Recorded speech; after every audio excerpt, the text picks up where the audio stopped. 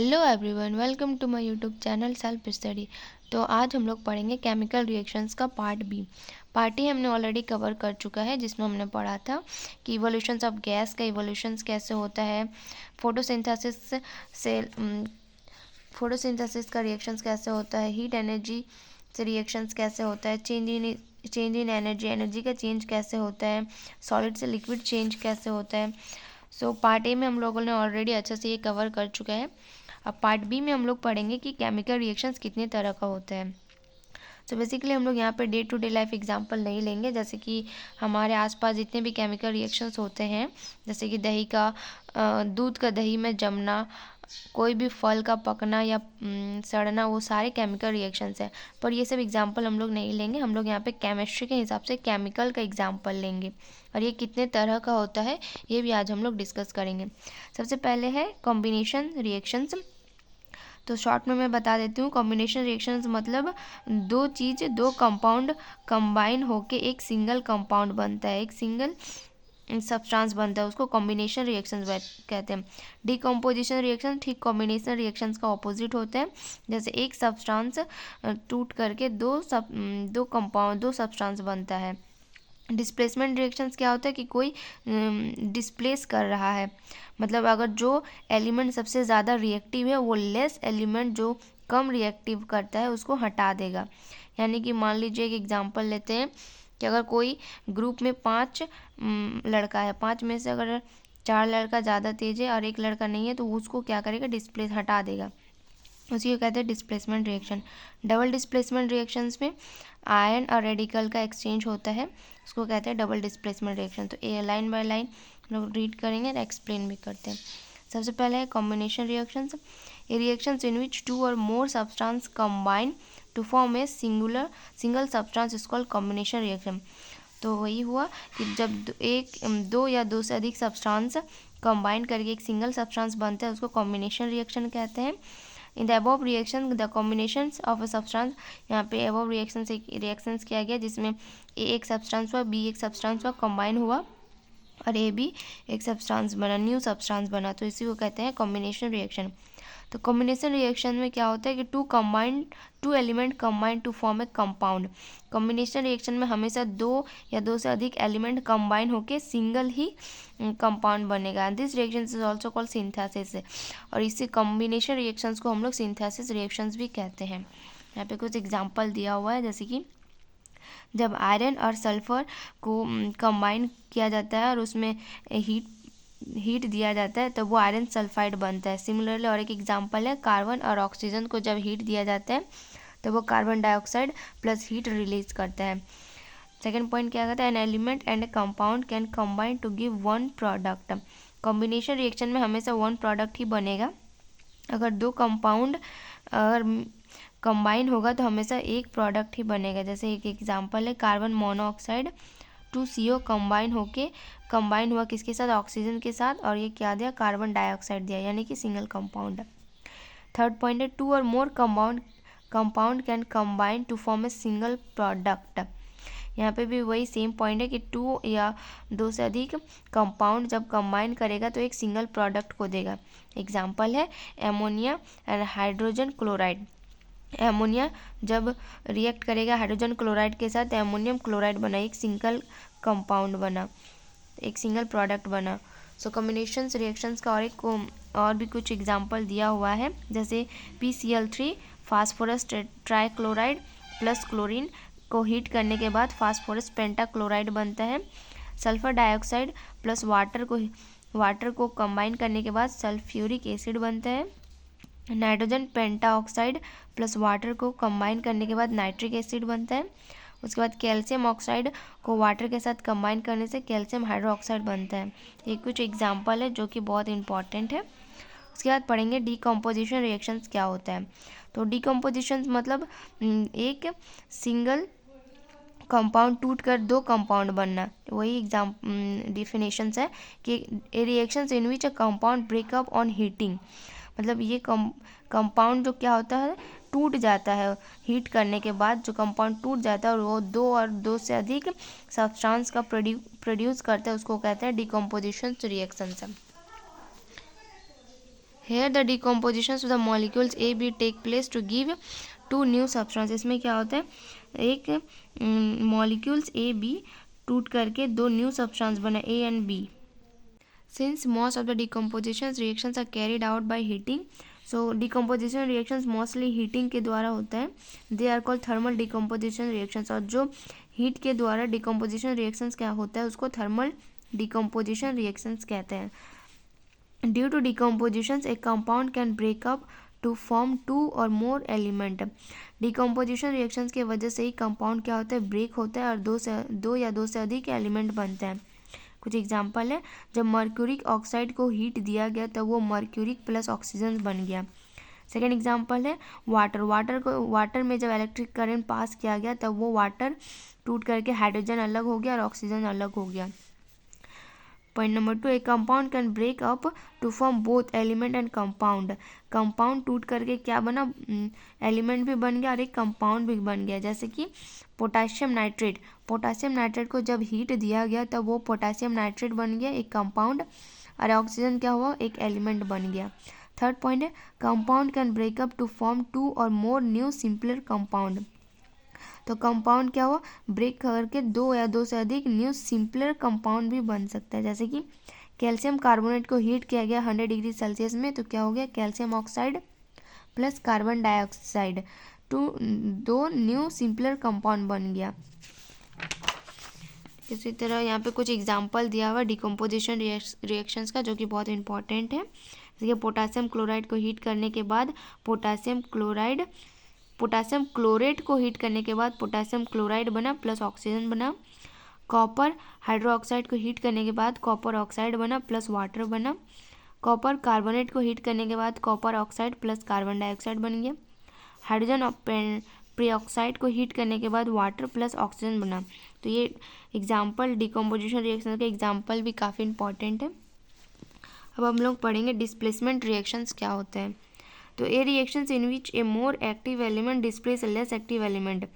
तो displacement reaction में basically होता ये है कि जो एलिमेंट सबसे ज़्यादा एक्टिव है वो क्या करेगा, लेस एक्टिव वाले एलिमेंट को हटा देगा और उसके जगह पे और लेस एक्टिव वाले एलिमेंट के जगह पे वो खुद चला जाएगा। उसी को कहते हैं displacement reaction. In such reactions one constituent of the reactant molecules is replaced by another. इसमें क्या होता है, एक एलिमेंट रिप्लेस कर देता है दूसरा एलिमेंट को। फॉर एग्जांपल ए बी एक रिएक्शन है, रिएक्ट किया बी सी के साथ। अब क्या क्या सी ज़्यादा रिएक्टिव होने के कारण ए को हटा दिया और ए के जगह पे सी आ गया, तो सी भी एक रिएक्शन बन गया प्लस ए को हटा के उसको अलग कर दिया। हेयर सी डिस्प्लेस ए, सी क्या किया, ए को हटा दिया। From the molecules A B, molecules A B से सी को, ए बी से सी ने क्या किया, ए को हटा दिया। Since C is chemically more active, since C क्या हुआ, ज़्यादा एक्टिव है इसीलिए ए को हटा दिया। तो पॉइंट नंबर 1 क्या कहते हैं, a more reactive metal displace a less reactive metal from its salt solution. तो इसमें क्या करते हैं कि जो ज़्यादा रिएक्टिव मेटल है वो क्या डिस्प्ले हटा देगा लेस रिएक्टिव मेटल को सॉल्ट सॉल्यूशन से। एग्जांपल यहाँ पे दिया, जब जिंक प्लस कॉपर सल्फेट जो कि ब्लू कलर का होता है रिएक्ट किया एक्वा सॉल्यूशन में, तब क्या किया, जिंक सल्फेट एक साथ हो गया और कॉपर को हटा दिया। कॉपर लेस रिएक्टिव था इसलिए उसको कॉपर को हटा दिया। उसके बाद सेकेंड पॉइंट है, a metal more reactive than hydrogen displace hydrogen gas from acid. जब मेटल ज़्यादा रिएक्टिव होगा हाइड्रोजन से तो तब क्या गया, hydrogen displace hydrogen gas from acid, तो हाइड्रोजन गैस को हटा देगा एसिड से। जैसे कि जब जिंक रिएक्ट किया हाइड्रोक्लोरिक एसिड के साथ तब क्या हुआ, जिंक क्लोराइड एक साथ हो गया और हाइड्रोजन लेस रिएक्टिव था तो हाइड्रोजन को हटा दिया। इसी तरह यहाँ पे भी एक एग्जांपल है, जिंक प्लस सल्फ्यूरिक एसिड जब रिएक्ट किया एक साथ तब क्या किया, जिंक सल्फेट बन गया और हाइड्रोजन जो लेस रिएक्टिव था उसको हटा दिया गया। Highly reactive metal like sodium and potassium react with water to displace hydrogen. Highly reactive metal कौन सा होता है, सोडियम और पोटासियम होता है जो वाटर के साथ रिएक्ट करता है और वो क्या करता है, हाइड्रोजन को हमेशा हटा देता है। And to form sodium hydroxide and potassium hydroxide, और वो क्या बन जाता है, सोडियम हाइड्रोक्साइड और पोटासियम हाइड्रोक्साइड बन जाता है जब हाइड्रोजन को हटाने के बाद। The reactions are violent due to very reactive nature of sodium and potassium. और ये कैसा रिएक्शंस होता है, बहुत ज़्यादा वायलेंट रिएक्शंस होता है, ये इजीली रिएक्शन नहीं होता, बहुत वायलेंट रिएक्शंस होता है। जैसे सोडियम रिएक्ट किया कोल्ड वाटर के साथ और ये काफ़ी विगरियस रिएक्शंस है, काफ़ी स्पीड में होते हैं। और क्या बन गया, सोडियम हाइड्रोक्साइड बन गया प्लस हाइड्रोजन को हटा दिया। पोटाशियम रिएक्ट किया कोल्ड वाटर के साथ, ये भी काफ़ी विगरियस रिएक्शंस है और क्या बना, पोटाशियम हाइड्रोक्साइड बना और हाइड्रोजन को हटा दिया गया। उसी तरह आयरन भी रिएक्ट किया कॉपर सल्फेट के साथ जो कि ब्लू कलर का होता है, तो इसमें क्या करा, कॉपर आयरन सल्फेट बना जो कि ग्रीन कलर का होता है और कॉपर रेडिश ब्राउन होता है, उसको हटा दिया गया। थर्ड पॉइंट क्या कहते हैं, more reactive non metal displace less reactive non metal. जो सबसे ज़्यादा रिएक्टिव नॉन मेटल होता है वो लेस रिएक्टिव नॉन मेटल को हटा देता है from the solutions of its compound. कि सॉल्यूशन कंपाउंड के एक सॉल्यूशन में लेस रिएक्टिव मेटल को हटा देता है कौन, मोर रिएक्टिव नॉन मेटल। तो एक एग्जांपल है पोटेशियम ब्रोमाइड। जब पोटेशियम ब्रोमाइड को रिएक्शंस किया गया क्लोरीन के साथ तो क्या बना, पोटेशियम क्लोराइड बना और ब्रोमीन को अलग कर दिया गया। अब हम लोग पढ़ेंगे डबल डिस्प्लेसमेंट रिएक्शन। तो डबल डिस्प्लेसमेंट रिएक्शन में क्या होता है कि chemical reactions in which two compound in the aqueous state. Chemical reactions double displacement reaction में क्या होता है कि जब दो कंपाउंड एक्वस स्टेट यानी कि लिक्विड स्टेट में एक्सचेंज करता है आयरन या रेडिकल को एक्सचेंज करके न्यू कंपाउंड बनता है, उसको कहते हैं डबल डिस्प्लेसमेंट रिएक्शन और ये एक्वस स्टेट में ही होता है। डबल डिस्प्लेसमेंट रिएक्शंस को हम लोग क्या कहते हैं, डबल डिकम्पोजिशन रिएक्शंस भी कहते हैं।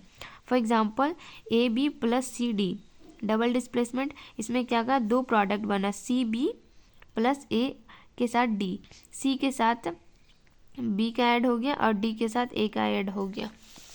Hair AB and CD are the two reactant molecules. AB और CD क्या था, टू रिएक्टेंट साइड का मॉलिक्यूल था। दे एक्सचेंज देयर आयंस और रेडिकल, और ये अपना आयंस या फिर रेडिकल को एक्सचेंज करके दो नया मॉलिक्यूल्स बना CB and AD। Double displacement reactions are two type. Double displacement reactions को दो भाग में बांटा गया। पहला प्रिसिपिटेशंस एंड न्यूट्रलाइजेशंस। अब प्रिसिपिटेशंस क्या होते हैं कि a chemical reactions in which two compound in their aqueous state react to form an insoluble solid as one of the product is known as precipitation reaction।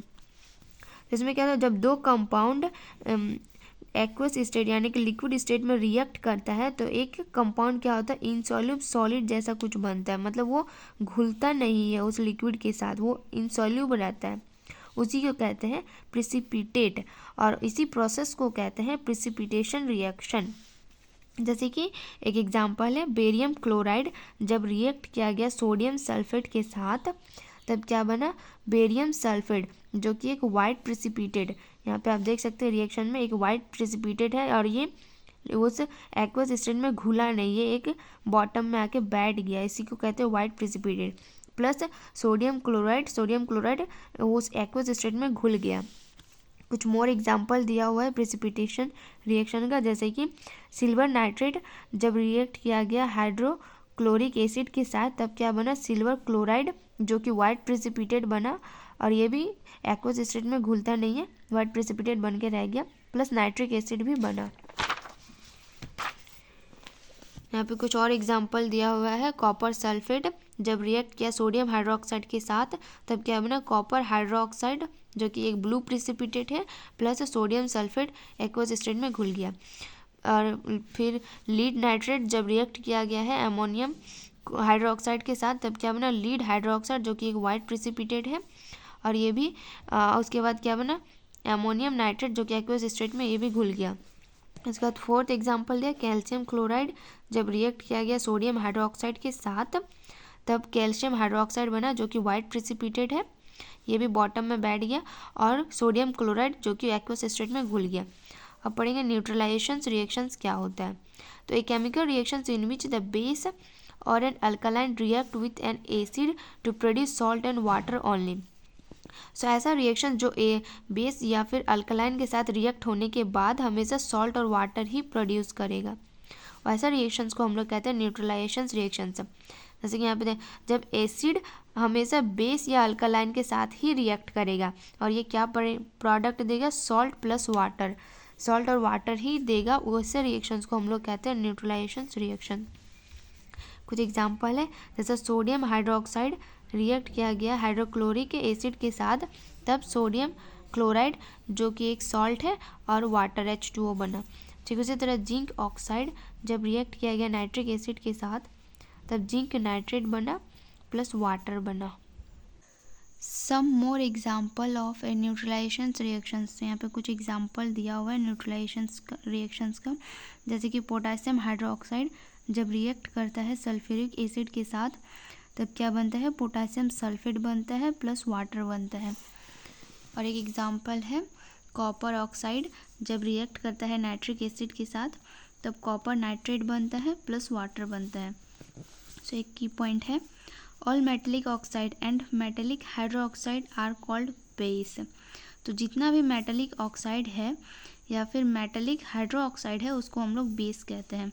Where those bases that dissolves in water are known as alkali, और ऐसा basis जो dissolve हो जाता है water में उसको हम लोग अल्कलीज कहते हैं। Acid are the substance which when dissolves in water produce hydrogen ion. Acid ऐसा सब्सटेंस है जब डिजॉल्व होता है वाटर के साथ तो वो हाइड्रोजन आयन प्रोड्यूस करता है as the only positive ion in the solutions. और हाइड्रोजन आयन एक ऐसा सॉल्यूशन में होता है कि वो सिर्फ पॉजिटिव आयन होता है, हाइड्रोजन ही है जो सिर्फ पॉजिटिव होता है सॉल्यूशन में। अब हम लोग पढ़ेंगे इंडिकेटर। इंडिकेटर क्या होता है, जैसे कार में भी इंडिकेटर लगा हुआ रहता है, तो उसी तरह केमिकल रिएक्शंस में एक इंडिकेटर होता है जो कलर शो करता है। These are the organic compound which show characteristic color in acid and basic solution। तो इंडिकेटर क्या है, एक ऑर्गेनिक कंपाउंड है जो which show characteristic colour, colour का कैरेक्टरिस्टिक शो करता है किसमें, एसिड या फिर बेसिक सॉल्यूशन में। एग्जाम्पल दिया हुआ है कुछ, फिनॉल फिथैलिन, फिथैलिन से मिथाइल ऑरेंज, ब्लू एंड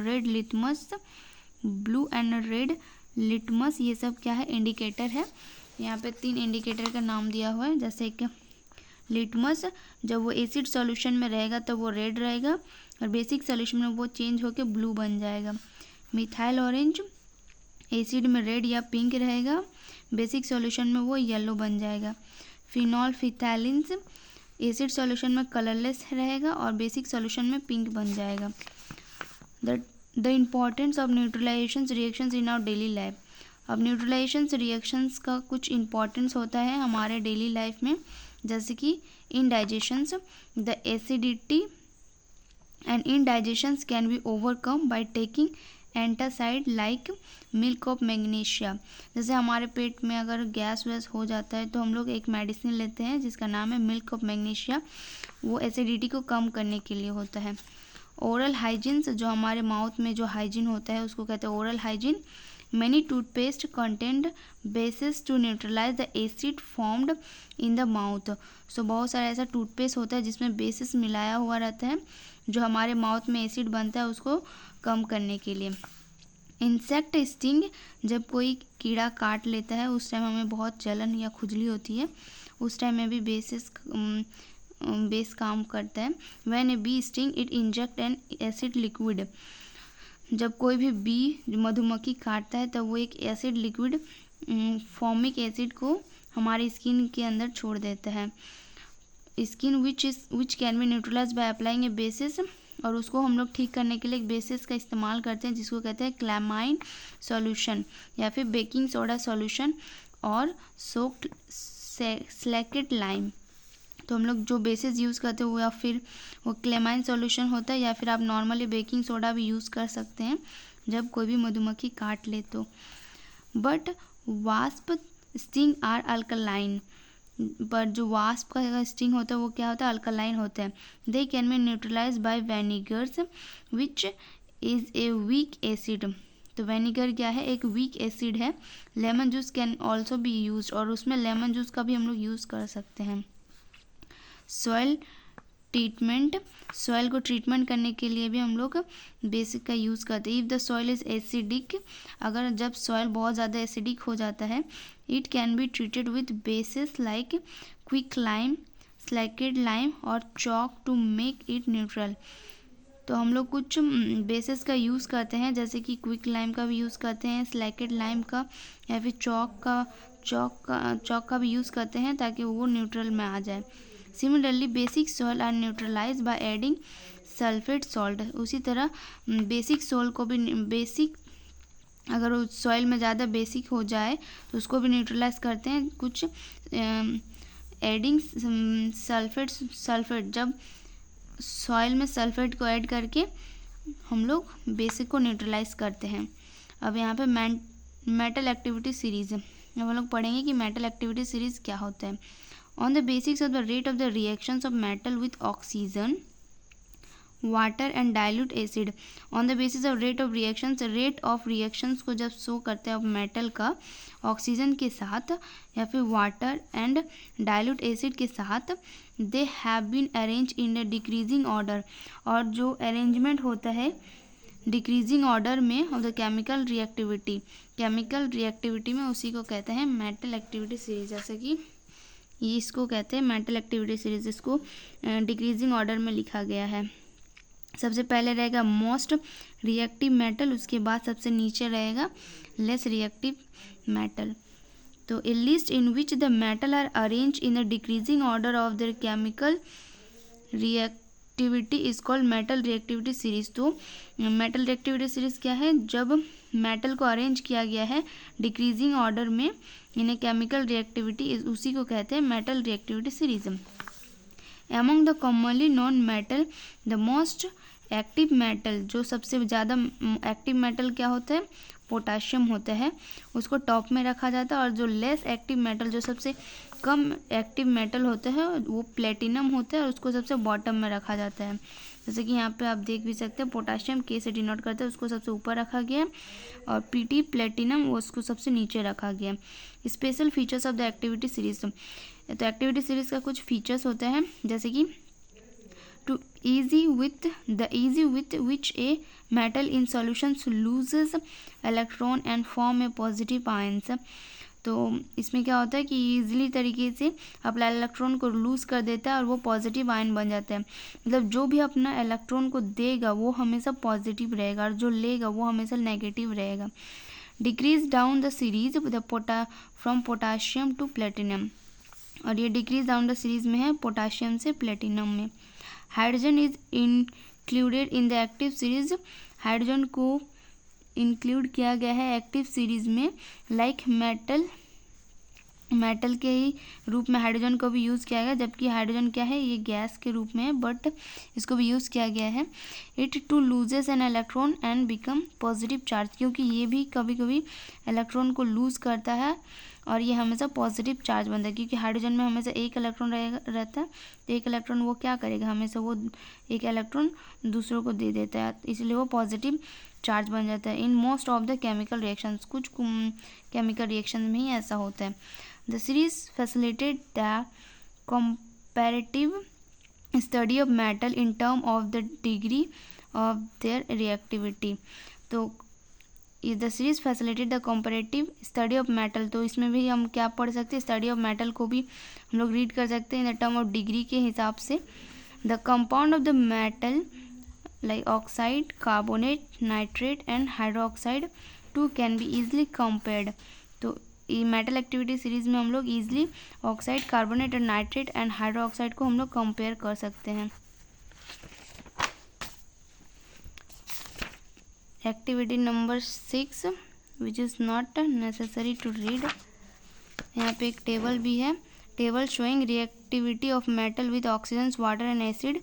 ये एक टेबल है, जैसे कि हाई रिएक्टिविटी एलिमेंट को ऊपर रखा गया है, potassium, sodium, calcium and so on, इसी तरह है। ये भी उतना इम्पॉर्टेंट नहीं है, बट आप एक बार देख सकते हैं। यहाँ पे एक some more displacement reactions some more displacement reactions as an following. यहाँ पे कुछ एग्जांपल दिया हुआ डिस्प्लेसमेंट रिएक्शंस का, जैसे Zn प्लस CuSO4 रिएक्ट करता है ZnSO4 प्लस Cu के, तो वो क्या बनता है, ZnSO4 बनता है प्लस Cu बनता है, क्योंकि Zn जो है वो मोर रिएक्टिव है देन Cu से।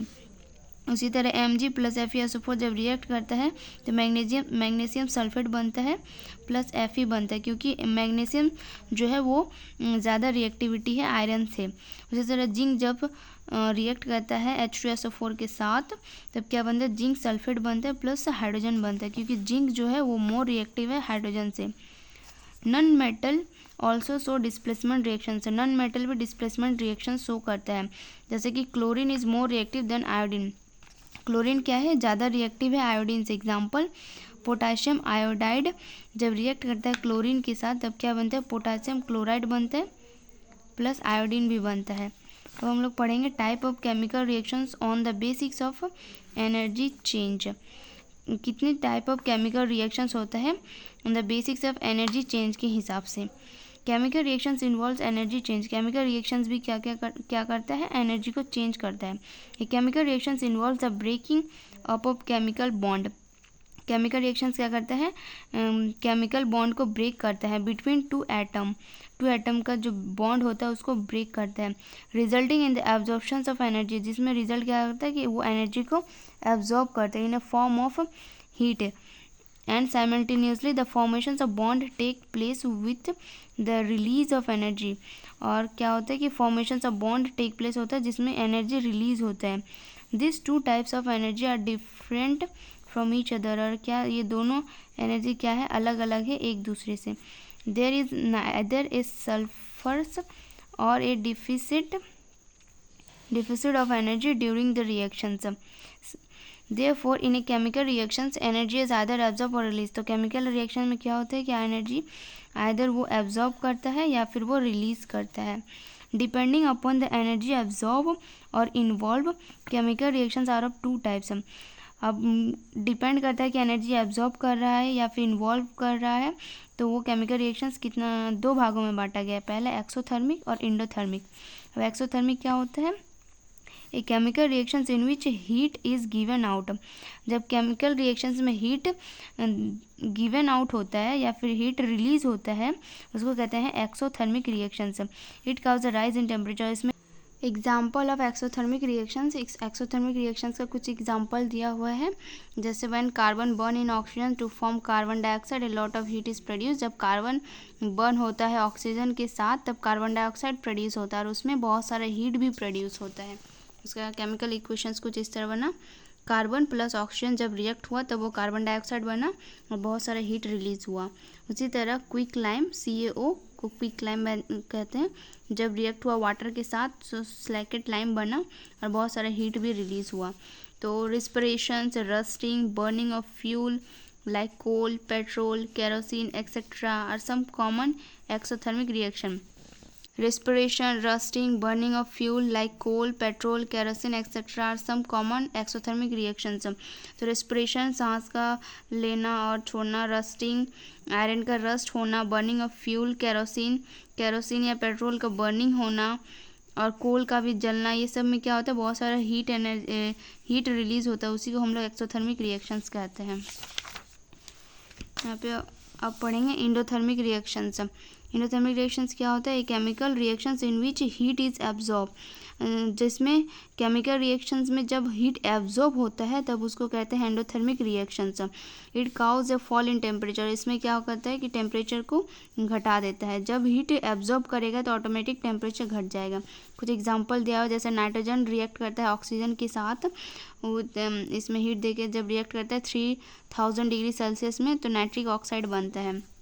सिमिलरली जब कैल्शियम कार्बोनेट हीट किया जाता है 1000 डिग्री सेल्सियस में तो कैल्शियम ऑक्साइड बनता है और कार्बन डाइऑक्साइड भी बनता है।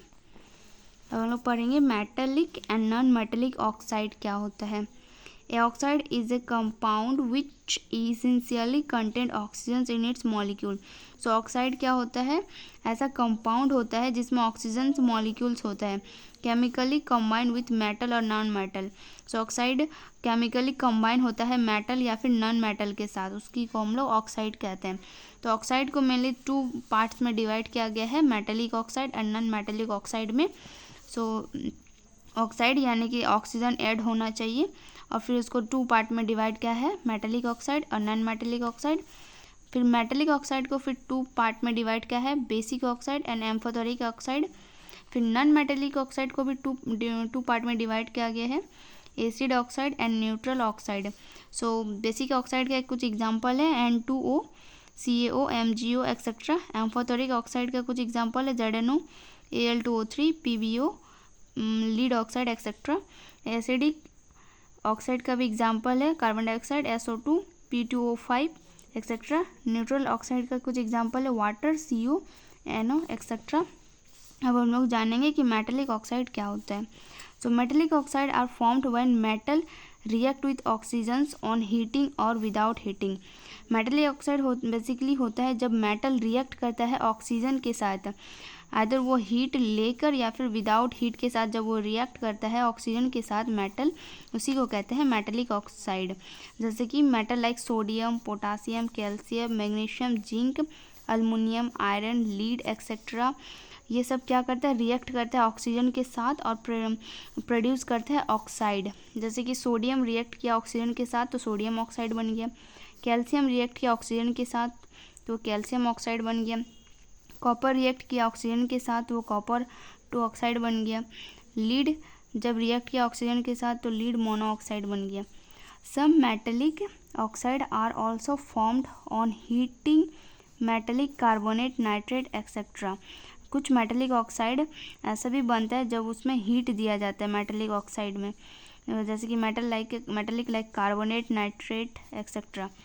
कुछ एग्जांपल है जैसे लीड नाइट्रेट को जब हीट किया जाता है तब वो लीड मोनोऑक्साइड बनता है जो कि येलो कलर का होता है, प्लस नाइट्रोजन डाइऑक्साइड भी बनता है और ऑक्सीजन भी बनता है। इसी तरह और एक एग्जांपल है जब लीड कार्बोनेट को हीट किया जाता है तब वो लीड ऑक्साइड बनता है जो कि येलो सॉलिड है, और प्लस क्या बनता है, कार्बन डाइऑक्साइड भी बनता है।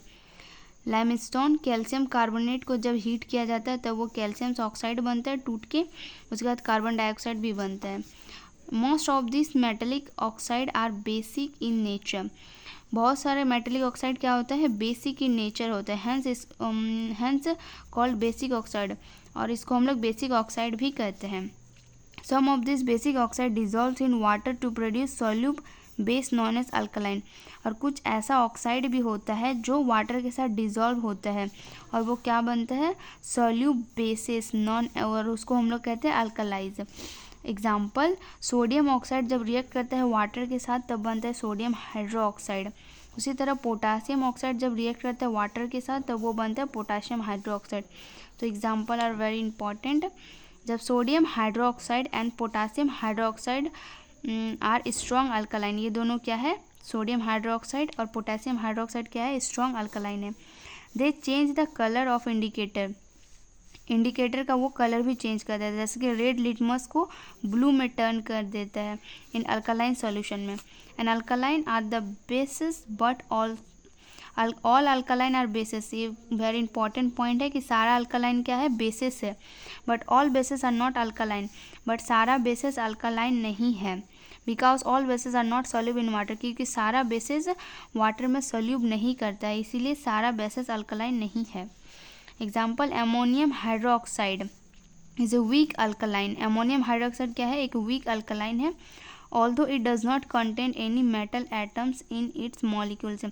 और इसमें क्या होता है कि कोई भी मेटल एटम नहीं होता है इसके मॉलिक्यूल्स में, but it has an group of non metal, but इसमें क्या होता है, ग्रुप ऑफ नॉन मेटल होता है जिसमें पॉजिटिव चार्ज होता है, उसी को कहते हैं एमोनियम।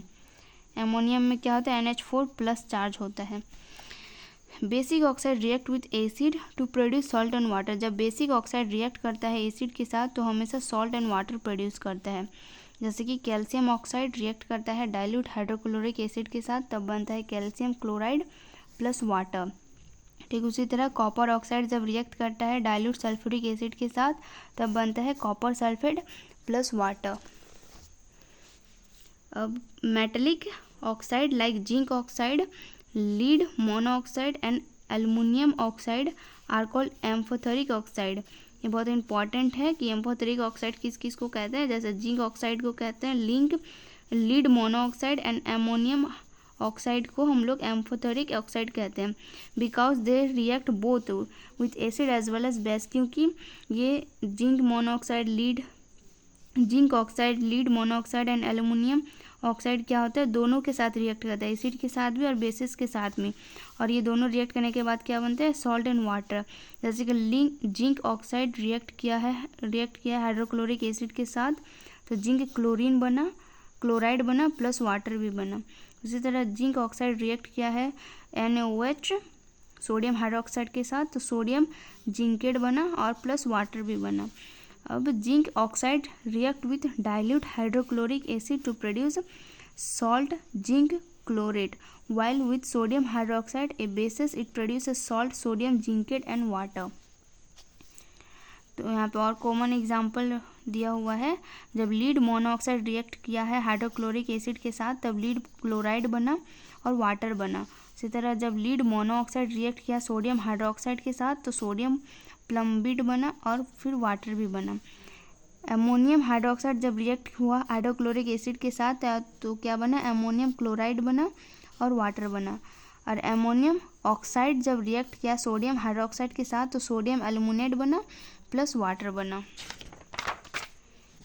अब हम लोग पढ़ेंगे non metallic oxide. Non metallic oxide are formed when non metal is heated with oxygen. तो नॉन मेटेलिक ऑक्साइड कैसे बनते हैं, जब नॉन मेटल को हीट किया जाता है ऑक्सीजन के साथ, उसी को कहते हैं non metallic oxide. Non metal like carbon, sulphur, phosphorus, nitrogen, hydrogen combine with oxygen to produce the respective oxide. जैसे कार्बन रिएक्ट किया ऑक्सीजन के साथ तो क्या बना, कार्बन डाइऑक्साइड। सल्फर रिएक्ट किया ऑक्सीजन के साथ तो क्या बना, सल्फर डाइऑक्साइड।